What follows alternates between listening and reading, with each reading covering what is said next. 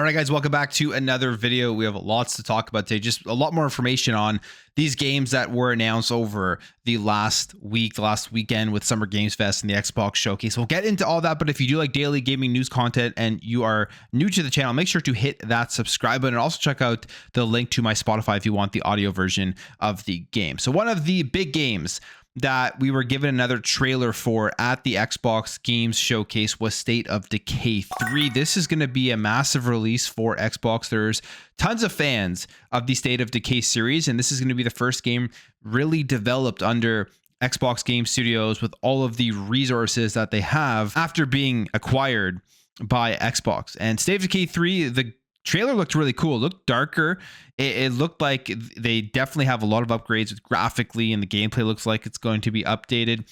And we have some more information here about who's actually working on this game. Of course, Undead Labs is developing this game, but there are two other Xbox teams actually supporting the development of State of Decay 3. It says here, as highlighted on Xbox Wire, Undead Labs is collaborating with the Gears of War developer, The Coalition, and avowed creator Obsidian, and it's been working with Obsidian on the game's shared world feature, which will enable more flexible online co-op. The teams previously collaborated on Grounded with shared save technology, and it's called on the expertise of The Coalition to help harness the power of Unreal Engine 5. I mean, that's pretty exciting to me as somebody who enjoys the State of Decay series. I enjoyed State of Decay 2. And then honestly seeing like the Coalition and everything they've been doing with Unreal Engine 5, going back to the Matrix demo, seeing how insane that Gears of War E-Day trailer looked and how good the last Gears games looked, bringing their expertise in the fidelity of these games, in just the overall details that we are going to get from playing through it, has me very excited as to what the final product of State of Decay 3 is going to be. Then obviously Obsidian, we know Obsidian for the games that they make. They're working on Avowed right now. That is going to be coming out this year. It looks very good, grounded as a shared world, as an online game. They did a great job with that. So bringing that into State of Decay 3, I think, is going to be very important. And it's just pointing towards Undead Labs actually really utilizing all of those additional resources available to them since being under Xbox. Now, it does continue here and say Undead Labs has also had some assistance from co-development partners Blind Squirrel Entertainment and Wushu Studios, they say, which brings even more expertise in this field to the project. So State of Decay 3 really is a team effort. I mean, we don't have a release date for it. The trailer did look good. We did see glimpses of gameplay within that trailer, and I'm wondering when we will get that release date, if this is a 2025 game, or will this be pushed all the way to 2026? I mean, we don't know, but I'm sure at the upcoming Xbox Games Showcases, we will have more information on State of Decay 3.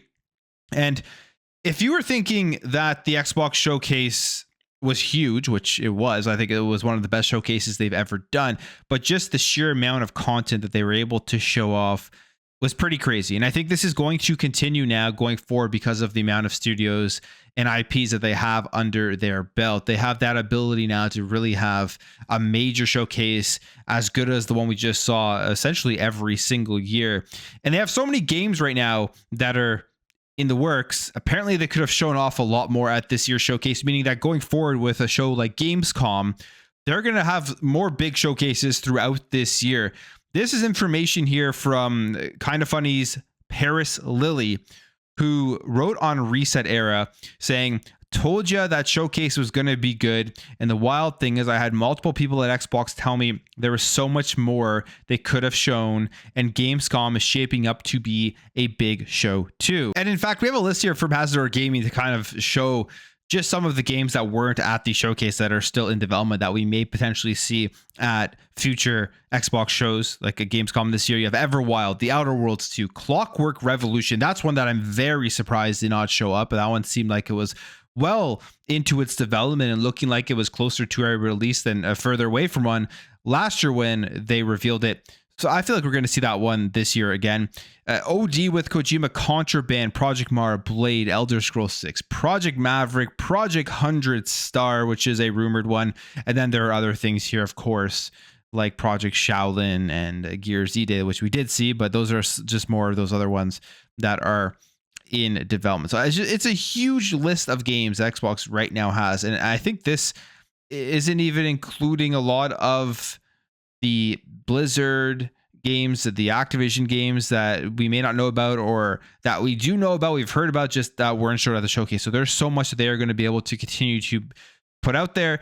They have tons of content to obviously make showcases if they want to, but of course, making those vertical slices and trailers takes resources and time. So they may not always want to take away from the development of the games to do that, but it's just going to be crazy going forward how many games that they will be able to show. And a couple of those games coming from Xbox, the strategy games that are coming out are Age of Mythology, Retold, and Our History Untold. And now we actually have the release dates for these. There's a YouTube video going over some deep dives for both of these games. It's pretty insane. If you like these styles of games, the collection of games that Xbox does have, and of course coming to Xbox Game Pass as well. But Age of Mythology Retold is coming on September 4th, and Our History Untold is coming on September 24th. Both within the same month. You're really going to have to choose, I guess, which one you want to put a ton of hours into. Maybe you can be able to swing it to play both, but it just seems like these are these games that you spend a ton of time into and you're not really going back and forth between them, but we'll see. I mean, they both look very cool. And if you like these strategy games, you're going to probably end up checking both of them out. And let's jump over here. Let's talk about the latest Xbox update, because there is the June update that is now rolling out with updates to console, accessories, PC gaming, and cloud gaming. We'll quickly go through what you can expect when you do download this update to your console. So first of all, we know that Xbox has made changes to the overall look of the UI, and they've added in these dynamic backgrounds of being able to have different pictures going across as you scroll through each tile. And they're going to allow you to actually personalize your home background even more. They say here that, do you have a favorite dynamic background, or do you prefer to look at game art? Before today's rollout, you had to decide whether you wanted to enjoy the dynamic background versus rotating through all the game art. Now you can mix and match. No need to compromise. You can find the new options under your settings, personalization, my background, and show selected game art. So you get to kind of choose here what you want. You can have the game art, you can have the dynamic, you can have it all mixed in, and you're going to be able to make it customized exactly how you need it. You're now able to actually easily connect your Xbox to your wireless networks. They just added in a feature here to make it easier. You can go into your network settings and manage your wireless networks and everything, and then you can just easily connect there.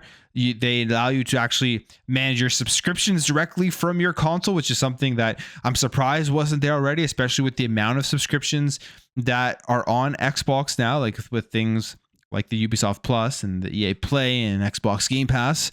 I mean, of course, if you have Ultimate, you have EA Play and Game Pass all in one, but some people have all of them separately. So now being able to change those subscriptions, to add them, all those things will be on your console. The Xbox wireless controller is getting a firmware update, and really this is for the adaptive controller, I believe. It says if you use the adaptive controller, you'll have expanded support for more connected USB accessories, and the update will better support full functionality of some accessibility peripherals, and each port now supports up to 12 buttons, a second stick, and a hat switch. Then you'll also see improvements to the wireless disconnects for the Xbox Elite Series controller, the Series 2 one, when a headset is attached to with its 3.5 millimeter audio port, plus other bug fixes will be coming in. So those are the console updates, nothing too crazy, but just some nice quality of life fixes there. And then there are some updates coming to PC gaming app, the Xbox app. Basically, there is a new Game Pass sub navigation menu available to all players. You can see here on the side, there is just that button there to bring you over to the Game Pass games that you do have within the app itself. It says it displays options to directly access all games from Xbox Game Studios, EA Play, and Riot games that are available in the catalog. Just an easier way to navigate. And then there is an Xbox Cloud Gaming update as well, managing game data from cloud gaming. They have enhanced features to support players in managing their game data. Mouse and keyboard support is coming for cloud gaming now to all players, which is a great thing. As I've said, if you are just jumping into the browser or something and you want to play a game via Xbox Cloud Gaming, you don't have to have a controller with you. You don't have to bring a connection for it or anything. You have a mouse and keyboard readily available when you're playing on PC. Yeah, you can just use those controllers to play those games. So not a crazy update, nothing that exciting, but just like I said, some nice quality of life features to bring Xbox forward. Okay, let's talk about this here, because This one is pretty crazy, very interesting.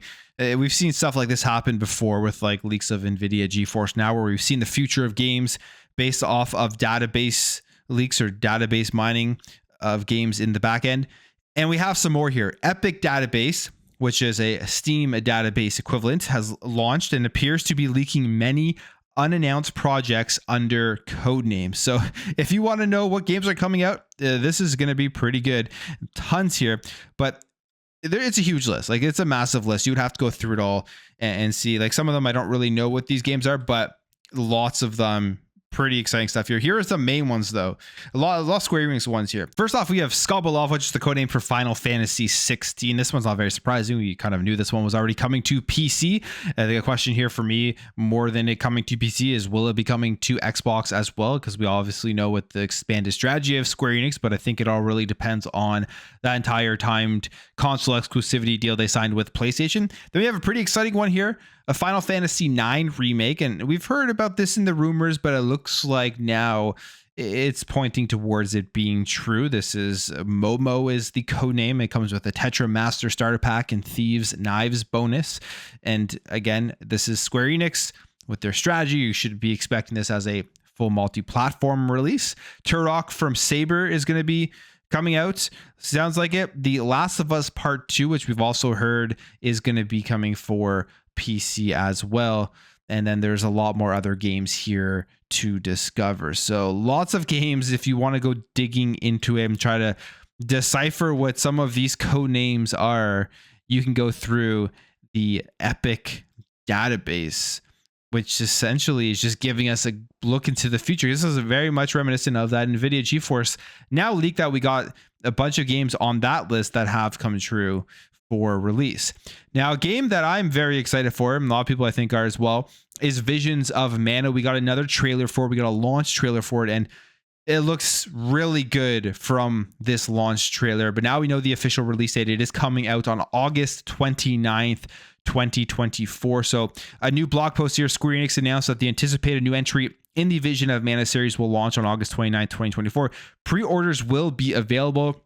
And the post breaks down the characters, the combat mechanics, and other details of the game. I would highly recommend going to check out the trailer because you really can see how everything works and all the gameplay combat, which looks really good. There's also I believe a collector's edition for this game on the Square Enix store if you are interested in that. But the game looks phenomenal, and I can't wait to jump into Visions of Mana. Now, at Ubisoft Forward, one of the games people were really looking forward to seeing was the Prince of Persia remake, and I found it kind of hilarious how they did the whole Prince of Persia section of this showcase. They said they came out and there was 3 Prince of Persia things they wanted to talk about. They highlighted Prince of Persia: The Lost Crown first and DLC, which, I mean, that's a phenomenal game. If you haven't played it, definitely go check that out. Then they talked about the Rogue Prince of Persia game, which looks really cool. And then everyone was expecting this and waiting for it, and they were hoping that they would come out and show the Prince of Persia remake, which it feels like it's been in development forever. But they did talk about it, but they literally just came out with this splash screen and wrote 2026 on it. So it was extremely underwhelming if you wanted to see anything about the Prince of Persia remake. And 2026 seems like a long ways away, especially after seemingly this game has been in development for a while.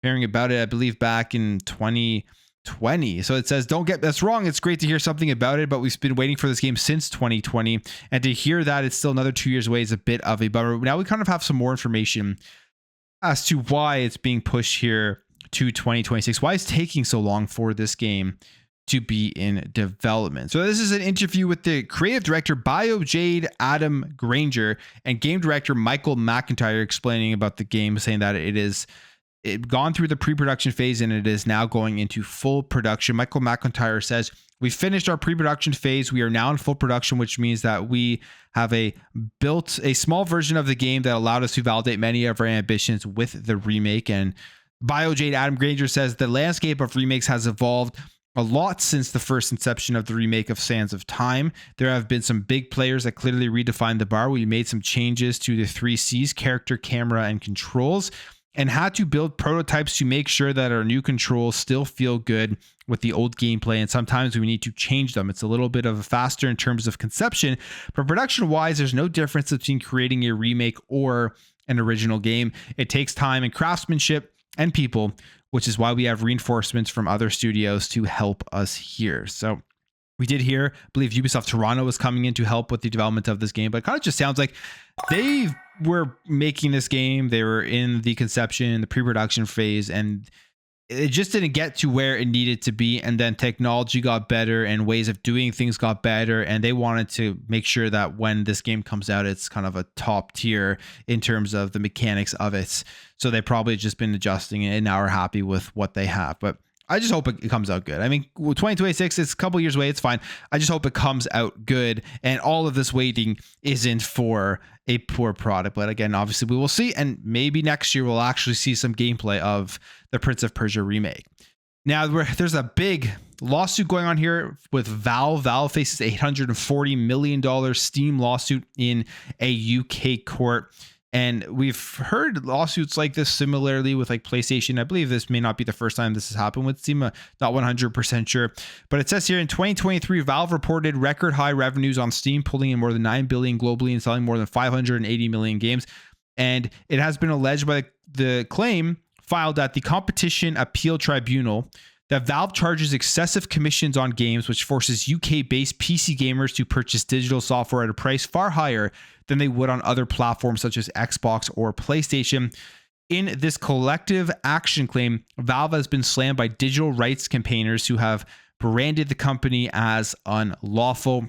Just a quick statement here from Milberg's Natasha Pearman, who is the leading partner in the lawsuit, saying UK gamers spend billions every year and Valve has a stranglehold on the PC gaming market. Competition law is there to protect consumers and ensure that markets work properly. So basically they're just saying because they're so big and they have the whole market essentially for PC with not too much competition that really pushes Steam away, they get to control all the pricing and they're overcharging people. We saw something very similar with this with PlayStation, who had a lawsuit against them because they have PSN and they weren't allowing other companies to sell codes for PlayStation games, that they were able to control the pricing. So we'll see what comes out of that. All right, let's jump over here and we'll end off talking about just a couple of games. So first of all, we'll talk about Astro Bot, because this is, I would say, the big PlayStation game coming out in 2024. And I think the game looks phenomenal. I love these styles of games. It reminds me of a 3D Mario game, and I love the 3D Mario games. But we have a quick preview here from Shinobi602 breaking down the game. I'm not going to read through everything because he really goes into more details about like the levels and all the nitty gritty parts that you can read through yourself. But there are some interesting things here that I do want to highlight because I am excited for this game on the PlayStation 5. And he says here, it's primed to be a big hit and it feels like a 3D Mario game. And as I said, I like those styles of games. And if it's like that, I'm definitely into it. He says that it's a tight, responsive experience. And Astro Bot still has a trusty jump attack, charge spin attack, and a versatile laser hover ability, which we all saw if you played the preview game there that they came with the PlayStation 5 when it released, all of these different traversal methods and just moving around the character. And I thought that demo was very good. So I was always hoping they would make a bigger version of the game. There's actually difficulty modes in this one. So this game could end up being very hard for some people because there's easy, normal, and hard, which will challenge platformers. The overworld consists of multiple galactic maps, each full of colorful planets with their own unique levels. And some planets are harder than others, and you can kind of see which ones are harder than others to reveal the difficulty level. And completing these harder ones will unlock new hard levels. In total, there are 80 levels that will be packed with hidden bots, puzzles, and platforming and stuff like that. So it's a lot of levels. It's seemingly like a relatively big game. And what's cool about all of this stuff is that they are actually adding free DLC after the game is out, which is something they did with God of War Ragnarok. Now they're doing it with Astro Bot. So fingers crossed this is a trend that PlayStation keeps up, where they're going to give you free content after they've actually released the game. Some other things here, you can explore underwater now. Exploration is rewarded. You'll find stuff, and you'll find many different PlayStation themes within this game. For example, Ratchet and Clank's in there with rivets. They showed companions like God of War, Kratos and Atreus in the game. They say mythical companions join Astro's journey, like discovering a bot version of Kratos and Atreus under a capsized floating canoe. The game will have the haptics and adaptive triggers, of course, which was incredible during the actual demo to show that controller off when you did buy a PlayStation 5. So lots of cool stuff here for Astro Bot, and we will see how this game turns out when it does release. And then Lego Horizon Adventure, something we didn't talk about, I think, on this channel yet, but this was an interesting one that was announced, and it really had a lot of people talking because it is a first-party IP from PlayStation now being released on another console, which is the Nintendo Switch. So when we talk about the multi-platform strategies across the entire industry, and everyone always just points at Xbox, PlayStation is following in the same steps as Xbox. The argument you have here is, why didn't it come onto Xbox? And maybe at some point it will. Maybe they will eventually feel forced for it to come onto Xbox, but either way, you can see they are willing to put their IPs on a different platform, on a different console, which is the Nintendo Switch. But here's some information for Lego Horizon Adventures, made in Unreal Engine 5 and features ray tracing. There is a fidelity mode of 30 FPS and a performance mode of 60 FPS. It's roughly 7 to 8 hours long with replayability. Of course, it's a Lego game. You have the co-op, 2-player online, couch co-op, and no crossplay. And it reshapes the original 2017 Horizon Zero Dawn game, but makes it obviously more appealing to kids. You have the original cast returning, and the combat in this game is Aloy using her bow to take out enemies and to activate things within the world for traversal and stuff. And then there's also the mother tree, which allows you to upgrade your weapons, your studs, and everything like that. There's a lot in this game as well. If you like Lego games, you like Lego, or you like Horizon, all of that into one, it's looking like it will be a pretty fun game. Lego games are generally pretty fun, whether you're a kid or even adults. They're pretty good for that. So that's some information on some PlayStation stuff coming out here, and hopefully there will be more PlayStation stuff going forward, especially 2025, as they start eventually releasing and announcing their major AAA games. But I'm going to end the video there, guys. If you did enjoy this video, make sure to hit that thumbs up. If you're new here, hit that subscribe, and I'll catch you guys in the next video.